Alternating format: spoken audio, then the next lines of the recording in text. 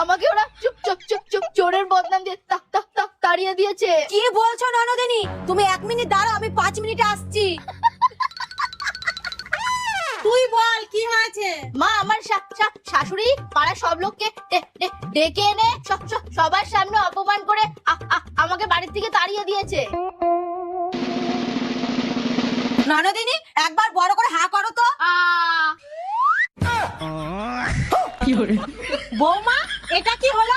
আপনার চোখের সামনেই তো হলো, দেখেননি? শুনুন, এই আংটিটা আমার বর আমার জন্য এনেছে। এটা চুরি হতে দেব এতই সহজ? এই তুই বল, তোকে কি চুরির জন্য বাড়ি থেকে বের করে দিয়েছে? টাকা চুরির জন্য। শাশুড়ির ব্যাগ থেকে নাকি 5,000 টাকা চুরি হয়েছে। মা, মিথ্যাবাদী দেখেছি, কিন্তু আমার শাশুড়ির মতো মিথ্যাবাদী আমি জীবনেও দেখিনি। কেন? সত্যিও তো হতে পারে। আরে, ওনার ব্যাগে ছিল 2,000 টাকা, তাহলে মিথ্যাবাদী না?